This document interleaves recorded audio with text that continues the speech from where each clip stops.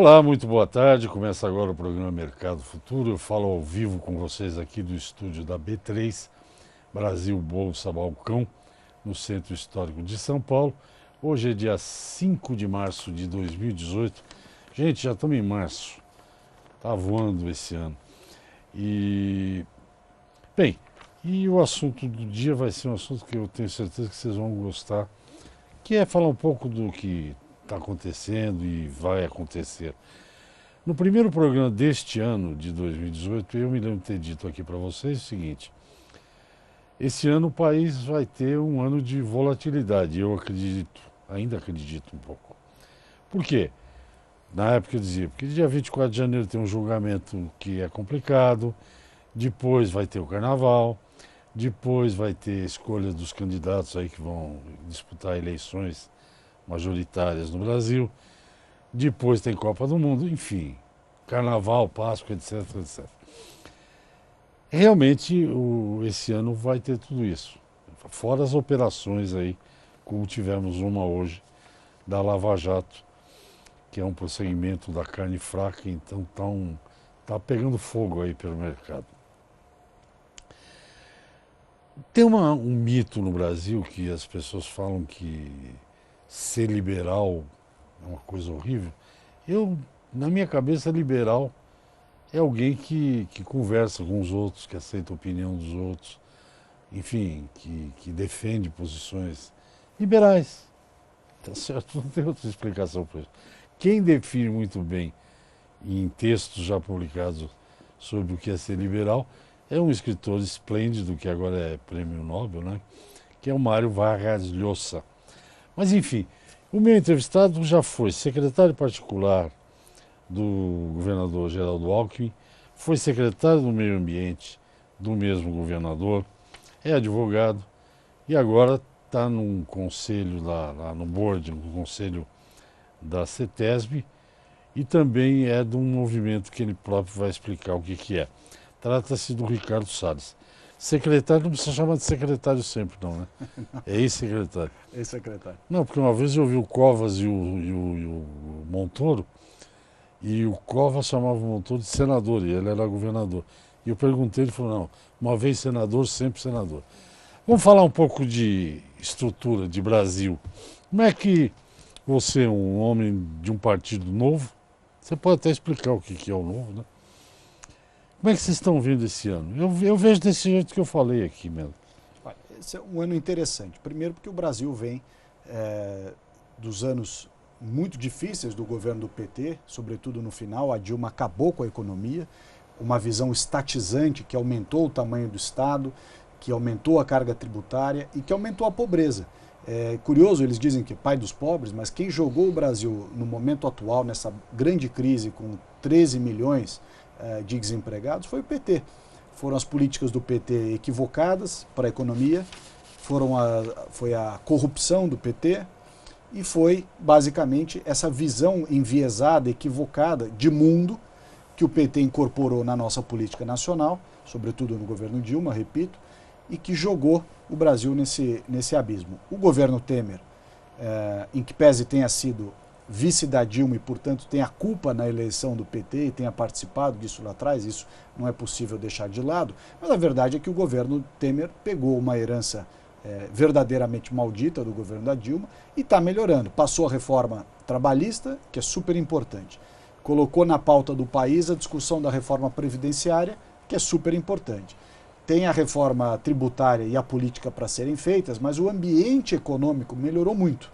Melhorou muito porque é uma mentalidade, obviamente, pró-mercado, de respeitar a segurança jurídica, respeitar contratos, enfim, tem uma série de problemas, não há dúvida, mas o fato é que a sociedade, nesse momento, ela quer mudar. A sociedade quer novas propostas, novos candidatos, uma nova visão e uma nova postura, acima de tudo. Uma postura diferente da classe política.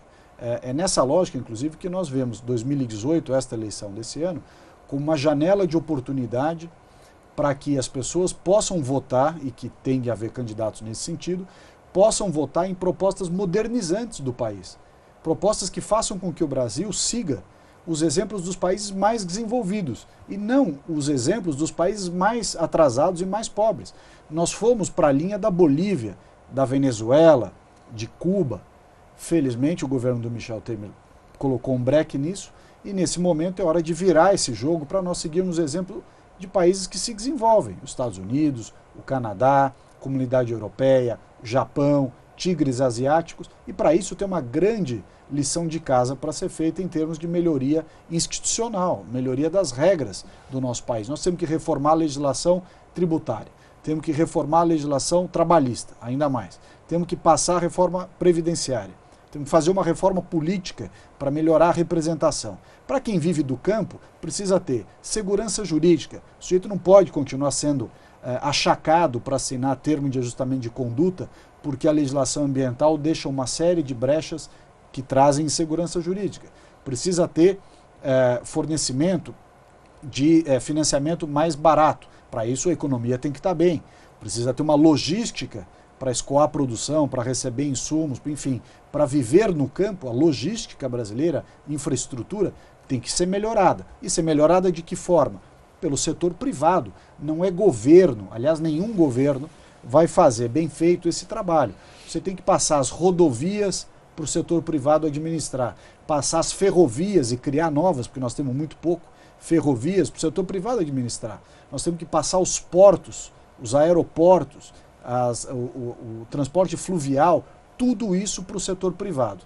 E tem um tema que atinge a todos, que é a segurança. Aí eu não estou falando da segurança jurídica, estou falando da segurança realmente. Nós precisamos reformar o sistema penal, reformar a legislação penal e mudar a cabeça de quem aplica a lei para que haja uma maior responsabilização dos criminosos. O Brasil é o paraíso da criminalidade no sentido da impunidade. Você tem remissão da pena, progressão da pena, indulto, saída de férias, saída de Natal, saída do Dia dos Pais. O brasileiro não aguenta mais esse sistema. Então, todas essas mudanças são fundamentais e têm que ser feitas, como você colocou no início do programa, sob a ótica liberal, que é o seguinte: deixa o setor privado, deixa as pessoas, as empresas, as propriedades trabalharem. O Estado tem que parar de asfixiar a vida das pessoas. Se o Estado, ao invés de asfixiar, simplesmente não atrapalhar, as pessoas, as empresas, o setor privado como um todo, sabe fazer e vai ter condições de andar sozinho, com as próprias pernas, sem intervenção estatal. Eu acho, secretário, que a minha posição liberal é o seguinte: eu acho que o mercado comete erros. Quando a gente fala mercado, são os players do mercado. Mas é melhor quando eles erram do que quando o governo intervém, na minha opinião. Porque o governo está mexendo com uma população muito grande. O mercado às vezes quebra a cara mesmo, porque é normal. Isso acontece aqui nos Estados Unidos, em todo quanto é lugar. Não tem muita diferença. A solução para resolver problemas de mercado, em qualquer mercado, eu acho que o governo tem que... competição. Competição. Quando há competição, as coisas se adaptam sob pena, inclusive, de quem não se adapta perder fatia de mercado. Toda vez que o Estado entra para regular uma situação, seja ela qual for, você sofre pressão dos lobbies, sofre pressão dos setores mais influentes. Há um certo aparelhamento estatal que acaba beneficiando quem está próximo do poder. Então, quanto menos o Estado se meter em qualquer questão, qualquer assunto, mais vai se desenvolver. Você vê esse assunto de hoje, que falávamos há pouco, dessa operação contra a BRF, da operação desdobramento da Operação Carne Fraca. Qual é a origem desse problema todo? Está no excesso de intervenção estatal nos assuntos privados, nesse caso na inspeção sanitária. Criam-se regras absolutamente difíceis de serem cumpridas. Toda vez que você cria uma dificuldade, alguém tenta vender a facilidade, e aí cria-se cenário propício para que haja uma interação perniciosa, uma interação negativa entre o setor privado e aqueles que o fiscalizam. Deu no que deu, essa é a operação de hoje. Nós vamos ao intervalo, já já a gente volta, tá? Eu só lembro que o que me dá dúvida aqui, no que o Ricardo Salles está dizendo, é o seguinte, que pode ser um bom tema para o segundo bloco. Nesse sistema político brasileiro, primeiro, eu não me sinto representado por ninguém, nem em Brasília, acho que nem aqui em São Paulo. Não me sinto representado. Eu vou votar com mau humor, que eu sou obrigado a votar. E se entrando lá o Partido Novo, que o Ricardo faz parte, vocês acham que vocês vão conseguir mudar alguma coisa? Tudo depois do intervalo, hein, cara? Porque você entra lá, aquilo lá já é uma máquina muito bem armada, muito bem viciada e muito bem com corporativismo fortíssimo. Tudo isso, Ricardo Salles comenta daqui a pouco. Eu volto já já, até já. Ok, estou de volta. A minha conversa hoje é com o ex-secretário de Meio Ambiente do governo do Estado de São Paulo, do governador Alckmin, Ricardo Salles. E estamos falando de coisas que nos dizem respeito diretamente, não importa se você mora no campo, na cidade ou onde mora. Eu fiz algumas indagações aí antes do intervalo para o Ricardo, se ele quiser responder, fique à vontade. Olha, começando pelo mais óbvio. A política nada muda do dia para a noite. Não existe uma bala de prata que faça com que todos os problemas legais, institucionais brasileiros se resolvam automaticamente. Então não haverá uma renovação plena do Congresso do dia para a noite, nem de outras representações políticas. Então isso se dá de forma paulatina, né? Mas tem que ser constante e tem que ser numa mesma direção. Com relação especificamente ao Partido Novo, ele traz inovações muito importantes para a vida das pessoas. Primeiro, o Partido Novo ele tem uma prova. As pessoas, para ingressarem no Partido Novo, para serem candidatos a qualquer cargo, elas precisam fazer uma prova escrita, bastante rígida, para ver se a pessoa tem condições de ser candidato. Depois há todo um processo de seleção dos candidatos, bastante rigoroso, para que as pessoas também possam demonstrar que têm capacidade de atuar, se eleitas, no cargo que pretendem. Então também uma nova postura. Depois o Partido Novo renunciou ao fundo partidário, porque justamente acredita que devem ser os seus filiados a sustentar o partido. É uma atitude, é um exemplo importante.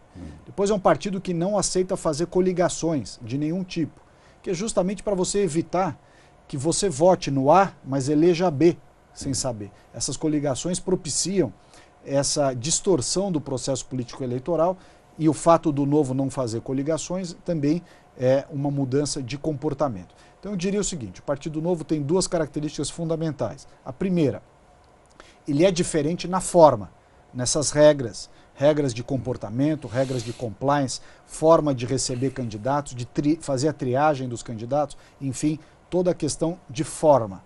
Mas ele também é muito diferente em termos de conteúdo.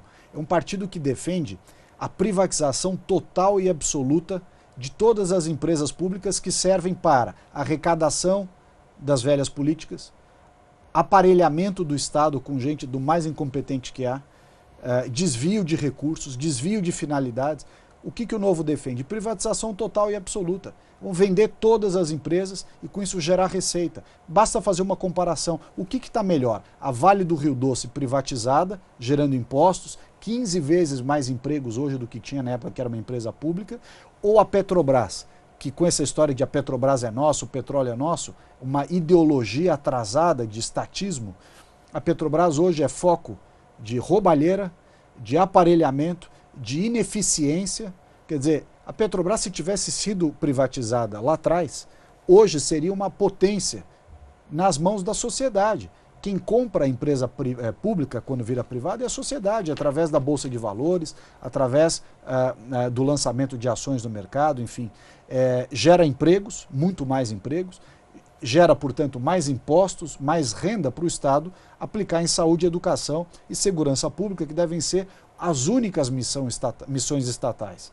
Nós temos uma infinidade de empresas públicas, para ficar só no nível federal, que podem e devem ser privatizadas rapidamente. A Caixa Econômica Federal, os Correios, a Eletrobras, Nucleobras, todas essas Brás, a Petrobras, enfim, uma infinidade, tudo cabide de emprego, que coloca um monte de gente lá para dentro, por apadrinhamento, por indicação político-partidária, cuja função é aumentar o poder político de quem indica e, em alguns casos, eu diria talvez na maioria, arrecadar para os partidos e para as campanhas. Quer dizer, é uma distorção absoluta.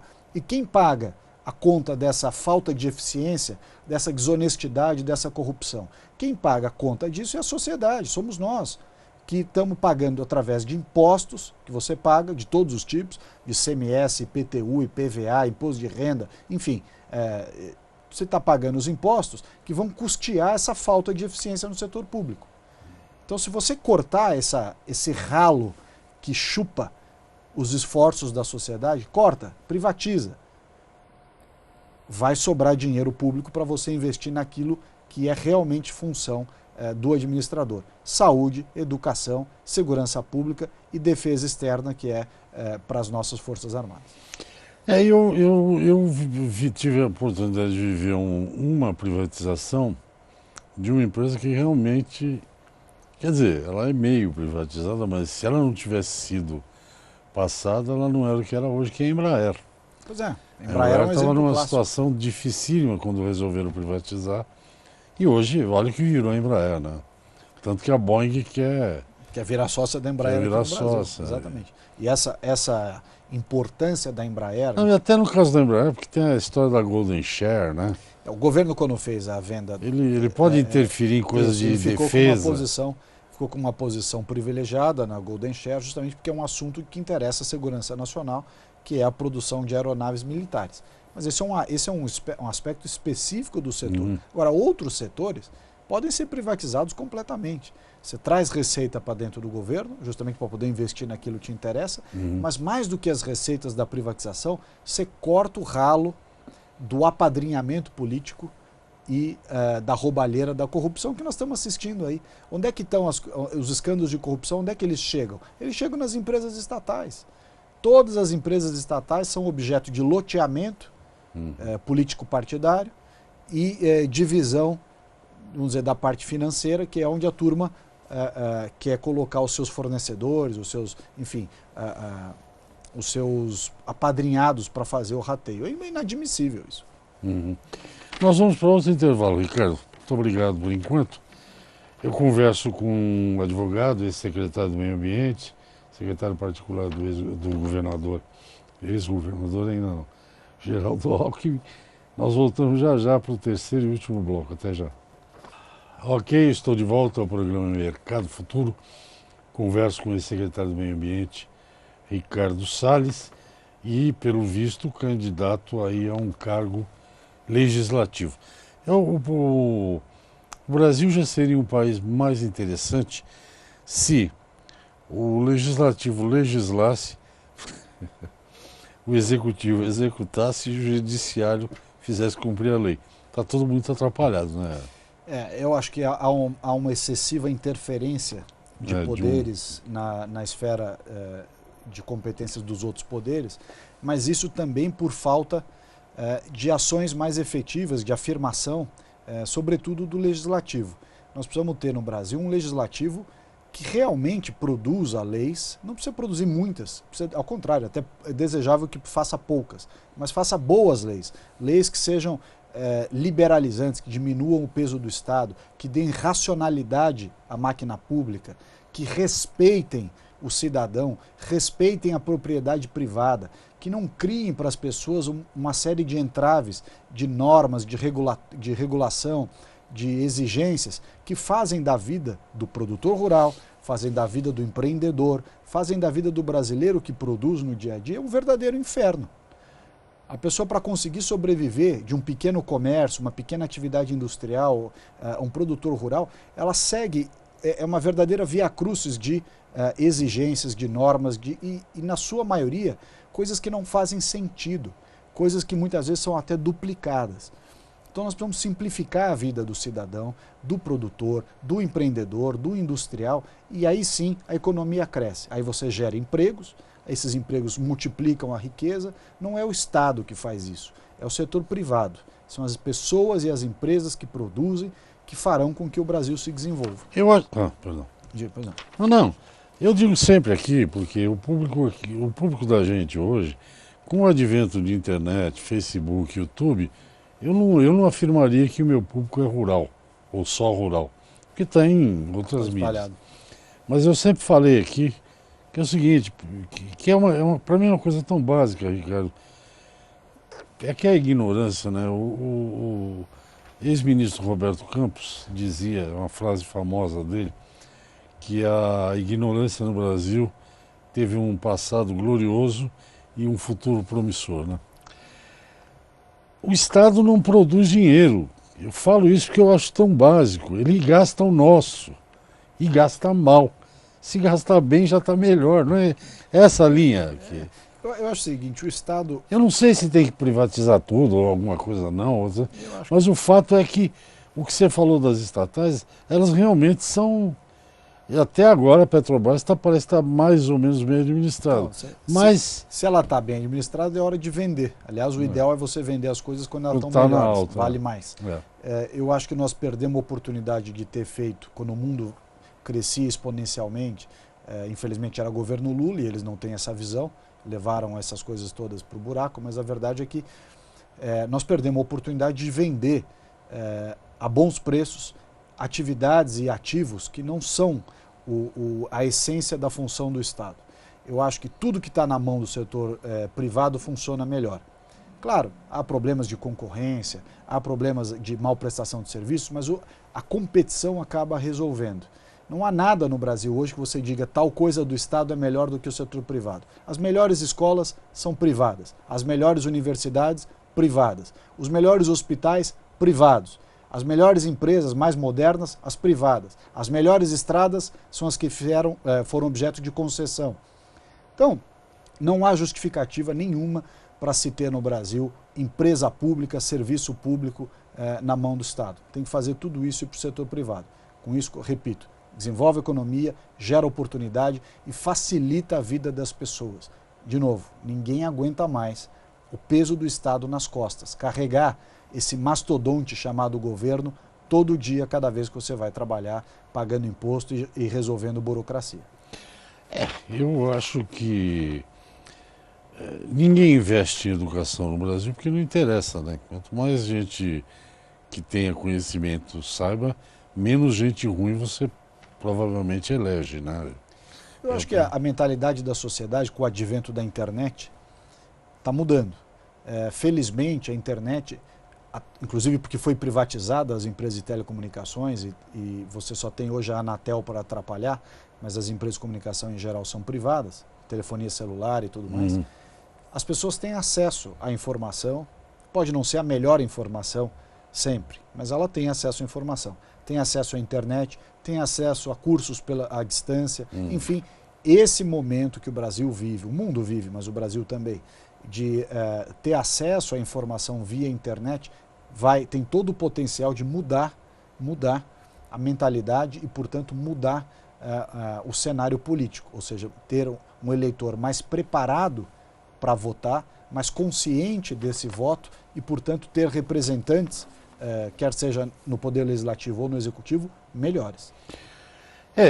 Duas coisas, o nosso tempo está acabando, mas rapidinho, por exemplo, quando surgiu esse negócio do Bitcoin, por exemplo, eu falei assim, olha, na minha opinião, quem vai definir se esse Bitcoin, a criptomoeda, vai ser oficializado ou não, são os jovens.